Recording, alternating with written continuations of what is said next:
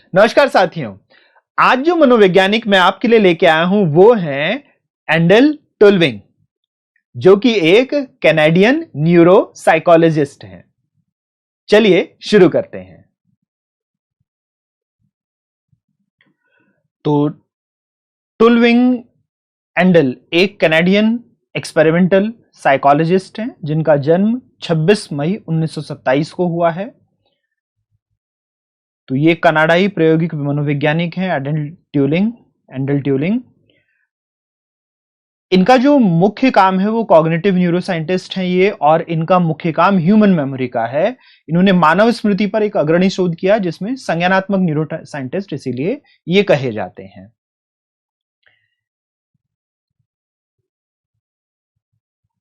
He is credited with the proposing distinction between semantic and episodic memory। जो हम अर्थगत स्मृति और प्रासंगिक स्मृति देखते हैं, इनके बीच अंतर प्रस्तुत करने का श्रेय इन्हें ही जाता है। इन्होंने लगभग 200 रिसर्च आर्टिकल अभी तक पब्लिश किए हैं, अभी जीवित हैं। और इनको अगर हम एच इंडेक्स में देखें, यानी इनको साइटिंग जो देखते हैं हम, जो हमारा एक एच इंडेक्स उसके लिए देखा जाता है, उसमें 69th रैंक 2010 में इनको रखा गया एच इंडेक्स में। और अगर हम जनरल साइकोलॉजी सर्वे की बात करें तो 36th most cited psychologist of the 20th century माने जाते हैं। ये 20वीं सदी के सबसे उद्धत मनोवैज्ञानिकों की सूची में 36वें स्थान पर इनको रखा गया है। इनके अगर हम कार्यों की बात करें टुलविंग के, तो टुलविंग के कार्यों में हमें दिखता है एपिसोडिक एंड सीमेंटिक मेमोरी, प्रासंगिक और अर्थगत स्मृति, एनकोडिंग स्पेसिफिसिटी, कूटबद्धीकरण विशिष्टता का सिद्धांत, एमनीजिया एंड कॉन्शियसनेस, भूलने की बीमारी, स्मृति लोपता और चेतना का सिद्धांत, अंतर्निहित स्मृति और प्राथमिकता, इम्प्लिसिट मेमोरी और प्राइमिंग थ्योरी, ये इनके मुख्य वर्क एरिया देखते हैं। यानी अगर हम एपिसोडिक और सिमेंटिक मेमोरी की बात करें तो 1972 में इसके ऊपर इन्होंने अपने पेपर और फिर अपनी बुक में इसको एक्सप्लेन किया। एपिसोडिक और सिमेंटिक मेमोरी में, एपिसोडिक मेमोरी किसे कहते हैं हम? Ability to consciously recollect previous experience from the memory. हम अगर अपने पिछले अनुभवों को सचेत रूप से पुनः स्मरण कर पाते हैं, इसको कहा जाता है एपिसोडिक मेमोरी। यानी जिस भी अनुभव को हमने किया है उसको पुनः स्मरण करने की क्षमता, फिर से मस्तिष्क में वापस लाने की क्षमता को हम एपिसोडिक मेमोरी कहते हैं।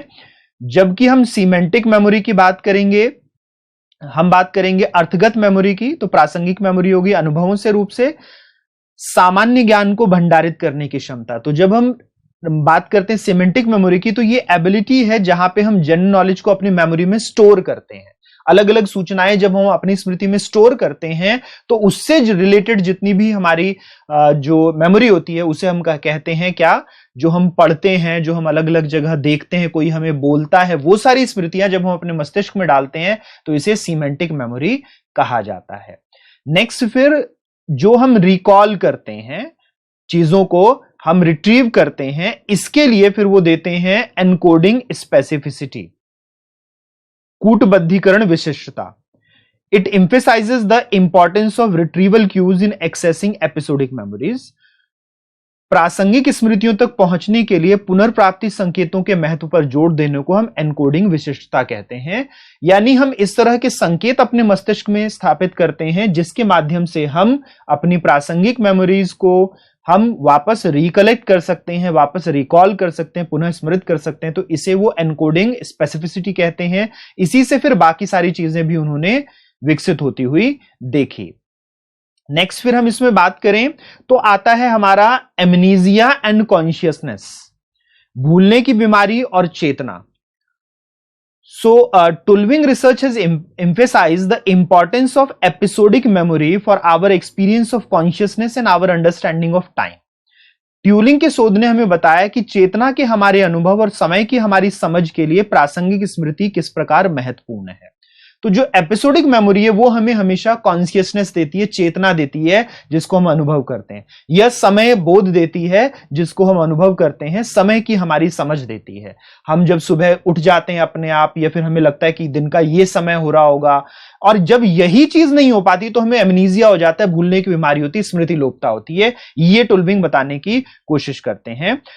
उन्होंने they also develop cognitive task to measure different subjective states in memory called the remember know procedure. हम किस प्रकार से याद करते हैं, जानना या पता करने की जो प्रक्रिया होती है, इसको हम कैसे संज्ञानात्मक कार्य, एक कॉग्निटिव टास्क से मेजर कर सकते हैं, माप सकते हैं, कितना हम जानते, कितना हम याद कर सकते हैं, इसकी प्रक्रिया भी, इसका भी एक जो प्रोसेस है वो दिया हमें किसने, और इसी से हम एमनीजिया पता करते हैं, भूलने की बीमारी या स्मृति लोपता का पता करते हैं। Now this task has been used extensively in cognitive psychology and neuroscience। आजकल के दौर में हम देखेंगे तो यही जो कार्य हैं ये बड़े पैमाने पे तंत्रिका मनोविज्ञान, तंत्रिका विज्ञान, संज्ञानात्मक मनोविज्ञान, इसमें यूज किए जाते हैं, उपयोग किए जाते हैं अलग अलग थ्योरीज के लिए, अलग अलग एक्सपेरिमेंटल रिसर्च के लिए। फिर इन्होंने बात करी प्राइमिंग इफेक्ट और इंप्लिसिट मेमोरी, अंतर्निहित स्मृति और प्राथमिकता के ऊपर। तो जो इंप्लिसिट मेमोरी होती है, जो स्वतः बनती है, निहित स्मृति कहते हैं जिसको, ये अंतर्निहित स्मृति कहते हैं, इसके संबंध में इन्होंने बड़े सारी एक्सपेरिमेंटल फाइंडिंग दी कि किस प्रकार से हमारी इंप्लिसिट मेमोरी होती है, और फिर इसी से अलग करके एक्सप्लिसिट मेमोरी को हम विकसित होते हुए देखते हैं। तो 1980-90 में ये बहुत डिस्कशन का टॉपिक था, इंप्लिसिट और एक्सप्लिसिट मेमोरी, हम कैसे अपनी निर्मित अंतर्निहित होती है जो अपने आप स्मृति बनती है, और कैसे हम सुनिश्चित स्मृति बनाते हैं। अगर आप लोगों ने स्मृति का जो मैंने बाइट ले रखा है वो नहीं देखा है तो उस बाइट को देखिएगा, हर एक स्मृति के ऊपर एक वीडियो बनाया हुआ है। उस वीडियो को तो आपको क्या करना है, CDP बाय पवन सर, कॉमा डालकर मेमोरी डालना है या टाइप्स ऑफ मेमोरी डालना है, तो वो थ्योरी आपकी यूट्यूब के सर्च में दिखने लगेगी। यहां पर इन्होंने अलग अलग स्मृति गोचर अलग अलग मस्तिष्क प्रणालियों के हिसाब से बताया। Tulving and colleagues have proposed that different memory phenomena reflected different brain systems. तो उन्होंने इंप्लिसिट, एक्सप्लिसिट, एपिसोडिक, फिर सीमेंटिक, सभी तरह की मेमोरी को अलग अलग ब्रेन सिस्टम्स के द्वारा एक्सपेरिमेंटली दिखाने का प्रयास किया। तो एक लंबा कैरियर हम देखते हैं टोल्विंग जी का। तो बहुत सारी किताबें और बहुत अच्छी किताबें जो कि अलग अलग एग्जाम्स में पूछी जाती हैं, देखिएगा। ऑर्गेनाइजेशन ऑफ मेमोरी, स्मृति की का व्यवस्थापन 1972 में।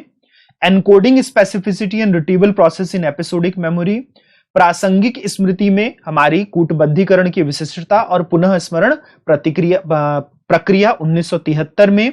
Depth of processing and retention of words in the episodic memory, प्रक्रमण की गहराई और शब्दों को पुनः स्मरण 1975 में।